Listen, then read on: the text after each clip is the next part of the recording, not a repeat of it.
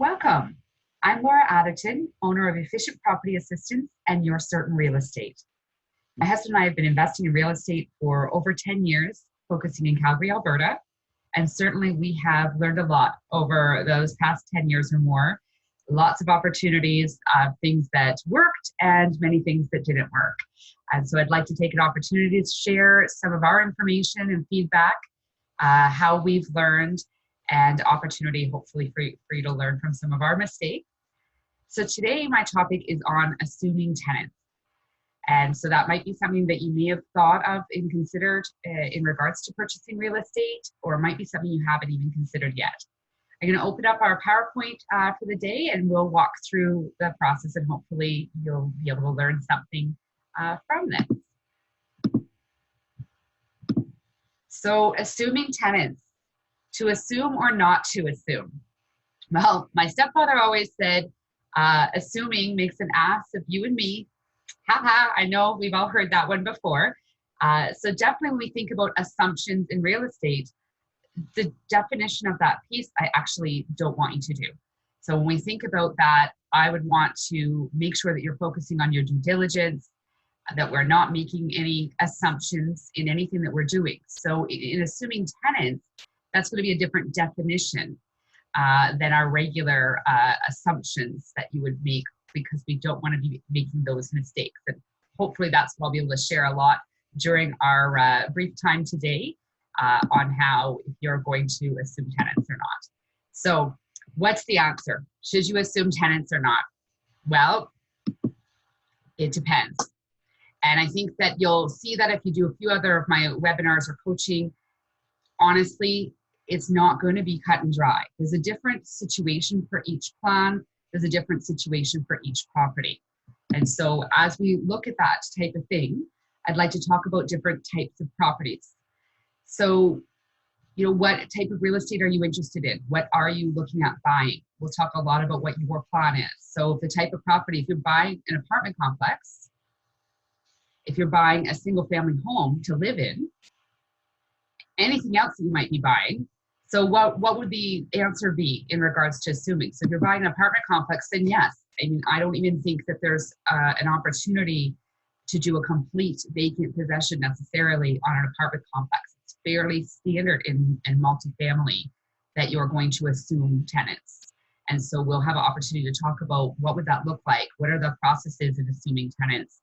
What's important? What documentation? What follow-up? Now, if you're buying a single family home to live in, this was an easy one, guys, then you're not going to assume the tenants, because that'd be very weird. I mean, unless you want to try a new type of living opportunity where you move in with strangers, generally, if you're buying a property to live in, you're not going to assume tenants. And so everything else, it does depend. It depends on your plan. It depends on the tenants. It depends on the property. And so we'll get into some of that throughout our time together. So what kind of tenants might you have? What kind of tenants might you end up with? So I've got a few stories that I'm going to share, and we've definitely had our opportunities of assuming tenants. Going back quite a bit, I actually originally started my real estate career quite young in Ontario before my husband and I moved to Calgary and started afresh here. And one of maybe it was my second or third real estate investments in my 20s, was actually a property that I was planning to move into, and the tenants didn't leave. And so in that situation, it was actually very difficult. We ended up having to go through court to try to get the deposit back. It was a huge headache. So on possession day, we found the property to still be occupied. And at that point, we didn't complete the sale. And that was quite an interesting experience, to say the least. So yes, showing up and finding people in the home that you don't expect to be in the home is definitely not something that you want to be doing. So how do we make sure that doesn't happen? What kind of checks and balances can you do throughout the purchase process? If you are not assuming tenants, how do we make sure that they're not there? So that's something to consider. Now, if you are looking at tenants, well, what potential tenant could be in the unit? And so certainly, we've had stories and other investors that we worked with that have assumed a tenant that speaks no English at all. And so what additional issues or risks might there be if you're unable to communicate with your tenant? If they've signed a lease agreement in a language that they don't understand. So we're getting into the legal rights and contract law. They can't sign a document that they haven't understood. So was a translator present? Is there a correct lease agreement? So lots of logistics around that. Probably one of our best tenants would fall into, a circumstance where they were on a fixed income and they needed rent to not be changed. And they needed allowances around lease break, God forbid, if one of them should die. And so that's a very different conversation that was new for us, is how do we support our business and also consider our own values as individuals, as humans, on where and how we want to be able to support and how can we manage that within risk.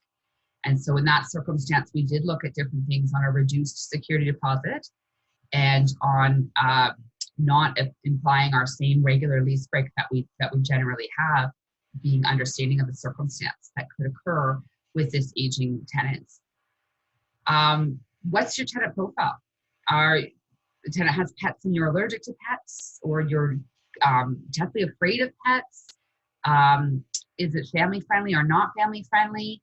Again, these are all the things to think about when you're purchasing real estate, if you're going to consider assuming the tenants. And some really fun ones, like, did you ever think of the tenant's tenant? So we had one circumstance, this is probably going back relatively early in our real estate career in Calgary. And in that circumstance, all the information, the lease, all the details was all to one person, but that was not the people living in the property. This tenant had actually rented the property as a whole house. He had subdivided it with an illegal basement suite and then subleased the property. He didn't live in the property at all. So he was making money on the property. Now, we've actually seen this happen and become quite more popular now with Airbnb as well, where people actually, and I'm not talking about they live in the property and then Airbnb it on weekends. I'm talking about people who are leasing properties. They're not living in it at all and just Airbnb-ing them. So who is your tenant? Is the tenant really the one on the lease? So we'll talk about some due diligence around that. And then another unique story is an owner tenant. So certainly we've heard on a couple of occasions where the current owner of the property would like to stay. We've heard that with a couple circumstances where the owner has completed a whole renovation. There's been some cases of a fix and flip type style where the timing for the next property isn't quite right. And so they want to rent and stay in the suite maybe, or half the house for a period of an additional months in order to set up for their next project. So lots of unique things to think about. It's not necessarily, what is standard? We're all human. We're all individuals. There are no standards. So don't make those assumptions. So when we're considering assuming tenants, we're going to make sure that there's no assume in that.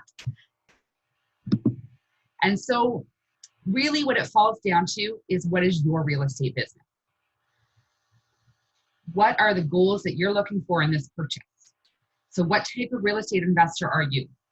What's your ideal property, your neighborhood, your type of rental? So I want to ensure that you've gone through the plan, that you've gone through all the details before you're even getting to the stage in the deal. And if you haven't, by all means, work on this yourself, or please connect with me for coaching. I go through a full plan, ensuring that each step of the way when you're ready for your real estate business. So I'm assuming, caught me, that you've done that already and that you're at the stage of purchase or looking at properties, that you know what kind of property you want. Now, if you've done that, then have you worked on whom your ideal tenant is? So based on that, who is that ideal tenant for you? And are they already living there?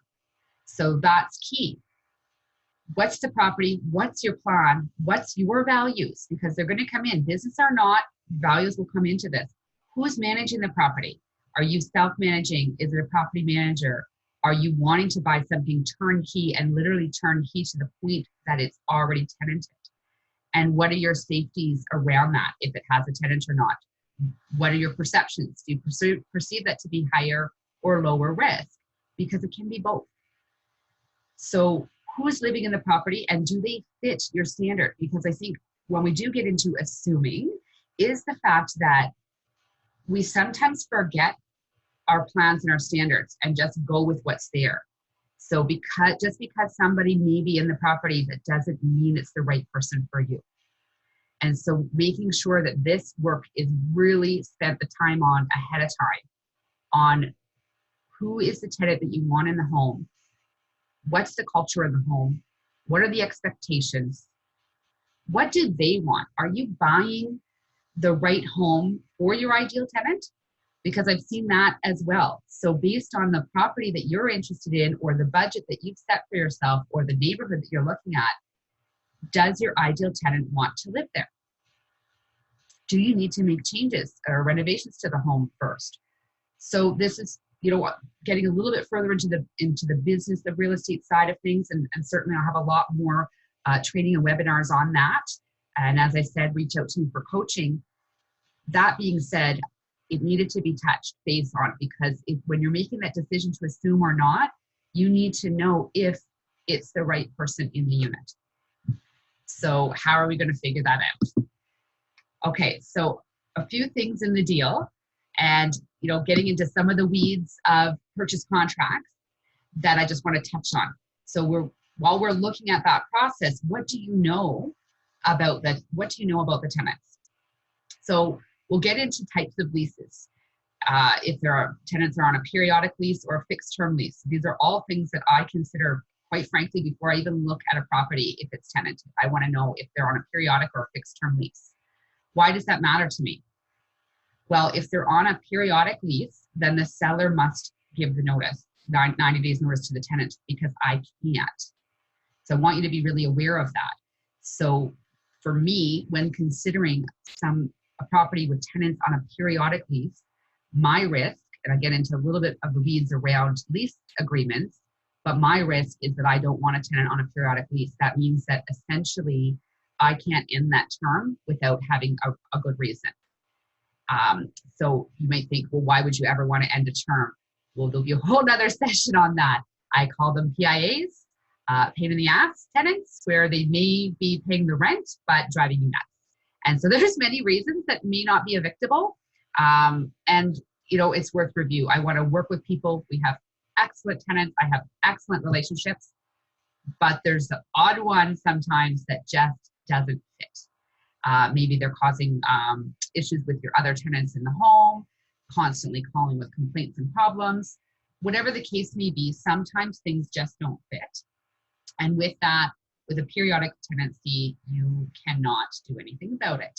So that's a risk for me that obviously we can get into in other courses. Being aware that in a periodic, I can't give notice. If I take possession of that property, I now have assumed that tenant on a periodic lease, and I do not have a reason to give notice. The seller does. One of the terms within the periodic lease agreement in the RTA for Alberta is that upon selling the home, they can give the 90 days notice. So we want to make sure that that's done by the seller. If we're not sure if we're assuming or not, and maybe they're on a fixed term, so fixed term tenancy, we can't end. The seller can't give notice.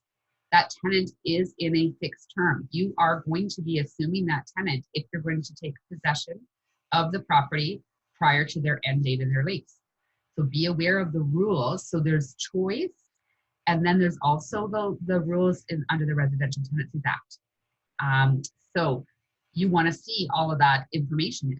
You want to make sure that's written in the deal, that you're going to see the pre-possession inspection reports, the lease agreements. You want to set the date that you want to see those all by, okay?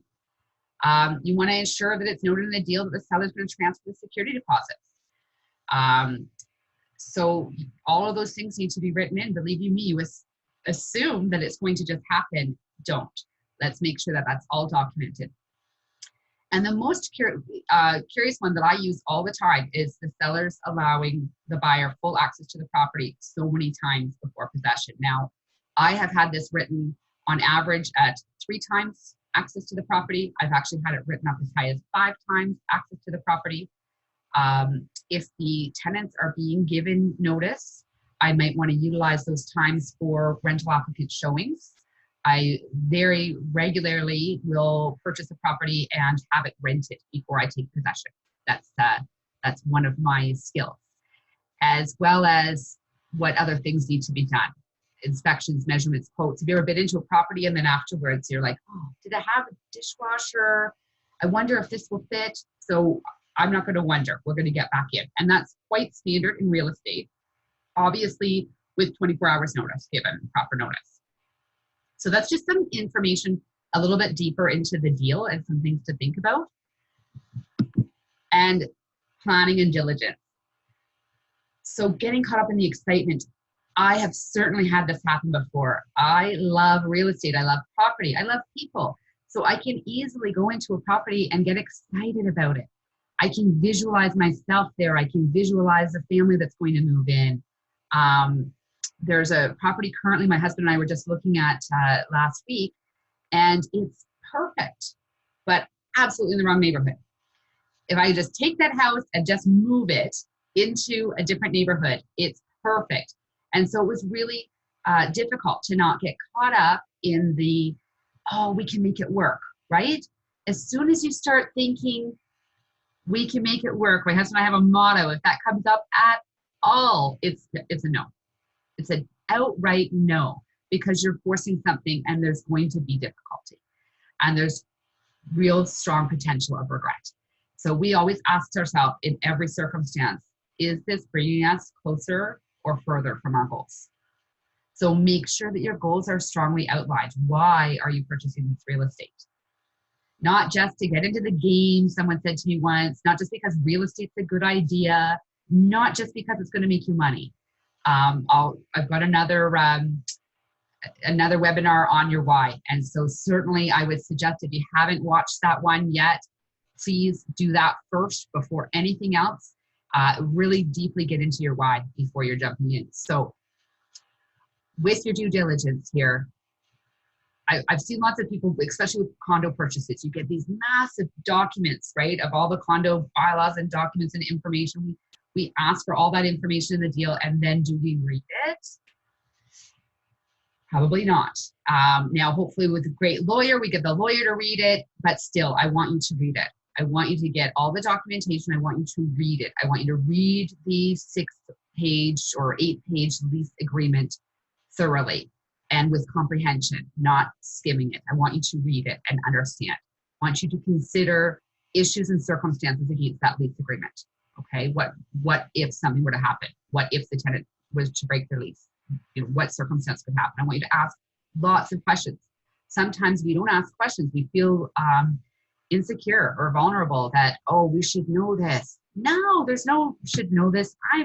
There's no such thing. This is your business. So ask, and meet with the occupants. Talk to the neighbors. Don't be shy. This is your livelihood. This is your business. Let's meet everybody. I always like to find out why they're selling. So there's neat ways to do that. You can't always guarantee that you're going to get, the true answer. They don't have to disclose it, but you could usually, I'm quite successful. You could usually piece a few information, 2 and 2 together, and a number of conversations to get a good idea. And so is the reason why they're selling going to affect your likelihood of your success? So consider that in your business. So you may say, well, what does this have to do with assuming tenants? And I hope throughout this whole process that you can see that it's all together, right? So what's the risks in assuming or not? Really, that's the whole piece, right? When we're looking at purchasing any business in your real estate property, no matter what size, whether it's 1 door or 60 doors, we're looking at risk management. Essentially, that is the whole component. So in assuming tenants, there is no formal tenant screening. Now, I said in one, obviously, you're going to write things in, you're going to ask questions, you're going to get as much information as possible, you're going to go and meet those tenants. there's circumstances where that can't happen. Like I talked about, a multiplex, you're not going to go meet all the tenants. So there's circumstances where they don't allow it. Even on smaller properties, I've seen circumstances where they don't want you to meet the tenants, or very minimally. So you're not going to get the regular formal screening. The tenants are probably not going to want to fill in a new application with you. Now, I always try. So that's definitely, components where I want to get the information and get that formal piece. But keep in mind, they already live there. They're having a change in landlord. They have rights. Especially if they're on a fixed term tenancy, they're already secured in that home. So it talked about could be on a periodic lease. So definitely, if you have more questions about that, please reach out. And like I just said, they may not want to sign new documentation. They may already be on the lease that they're on. They may be on a periodic and don't want to sign a fixed term. That's their right. They don't have to. So keep that in mind. So does the current lease agreement fit with your plan? Is it strong enough? Does it have the terms in it that you want?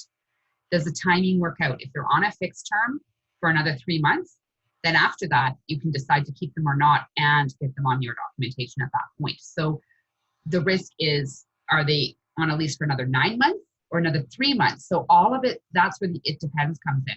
What's the timing? What's the period that we have here? Okay. Now, what are the risks in not assuming the tenants? Well, you could have vacancy costs. Maybe you don't get it rented before taking possession. Maybe it's wintertime and you don't get it rented for a couple of months. So, definitely there's areas to weigh. You may actually still take possession of the property with tenants, even if you're not assuming them. If you've asked the previous owner to give notice on a periodic, that's 90 days. So I've done a number of purchases on the 90 days where we actually closed in 30 or 45 days. So we actually, to some degree, assumed that tenant for that final last period of time until their notice was up for their move. And then are there going to be damages? What's the cleanliness on move out? So there's some risks associated with that. There's some other pieces you can sign into the deal for those kinds of things. We've generally signed in an additional holdback for the move out of the tenants and ensuring that that is clean. And so we've generally set things like that. So there's lots you can do, lots to think about. And like I said, with anything, it's not just cut and dry. So I hope that that's helpful. I want you to think about, your property and tenant possession day. What's that going to look like for you? Are the tenants still going to be there or not? And what are the first steps you're going to do upon taking the tenants? So you can see that a number of them are the same, right? Assuming and not assuming, you're still going to meet the tenants if they're there, right? Guys, get over all that property, meet those tenants. Now, I'm going to serve a notice of landlord within 7 days of possession. That's a legal adjustment. So if they haven't, I'm going to try to get them to sign a lease agreement, but they don't have to, as I said before. So how I'm going to basically take that lease agreement over, even if they don't sign a new one, is that notice of landlord. So that's the step in the RTA for Alberta, is we serve that notice of landlord, then I take over the lease agreement, even if it's not been changed or adjusted. I'm going to complete a property possession walkthrough, even though they've already done their move-in inspection previously, or even if they haven't. Again, we can't control, those are all the things that are out of our control. Is there a security deposit? Definitely we wanted to make sure that that was transferred. Was there an inspection report? We see lots and lots of time that there wasn't. You have to realize that even if there's a security deposit, if there was no inspection report, there is no holding back on that security deposit for damages to the property because there's no proof. So there's pieces like that around the rules that I want you to be careful with. When you're not assuming the tenant, I want you to meet them, be respectful, discuss the move out procedures and property viewings. What are the next steps? They may be upset. They may be stressed about their pending move.